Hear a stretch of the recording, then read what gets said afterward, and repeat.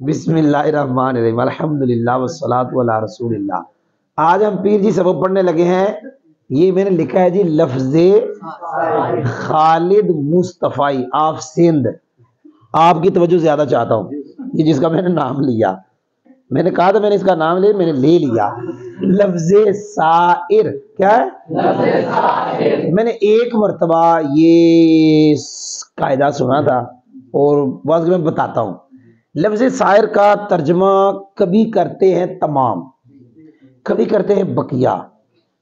کب کریں گے تمام، کب کریں گے بقیہ، کہاں کریں گے تمام، کہاں کریں گے بقیہ، وہ پڑھانے لگا ہوں۔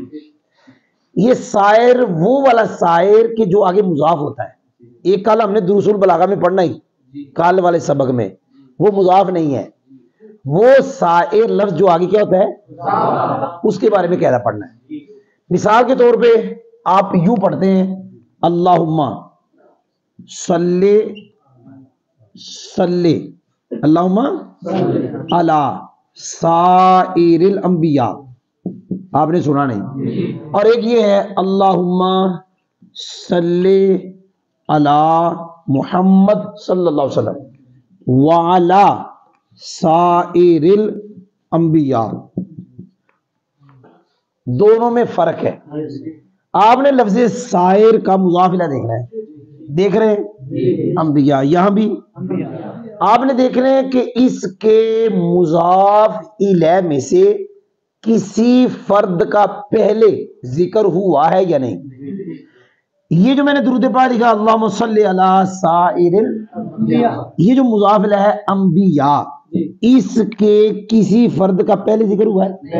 اچھا، اب نیچے آ جائیں اللہم صلی علی محمد وعلی سائر الانبیاء، سائر کا مضاف الیہ کون ہے؟ اب مجھے بتائیں اس کے یہ جو مضاف سائر کا مضاف الیہ ہے انبیاء، اس کے کسی فرد کا پہلے ذکر ہوا ہے؟ جی ماشاءاللہ، وہ سمجھ آ گئی۔ جب اس کے مضاف الیہ جو اس کے یہاں پہ میں نے مثال میں الانبیاء لکھا، اگر مضاف الیہ کے کسی فرد کا پہلے ذکر نہ ہو تو پھر معنی کرتے ہیں تمام، اور اگر سائر کے مضاف الیہ کے کسی فرد کا پہلے ذکر ہوا ہو تو پھر اس کا معنی کرتے ہیں بقیہ۔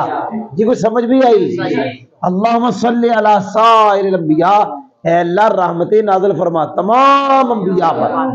اللہم صلی علی محمد، اے اللہ نبی پاک صلی اللہ علیہ وسلم پہ رحمت نازل فرما، وعلی سائر الانبیاء، اور بقیہ انبیاء پر۔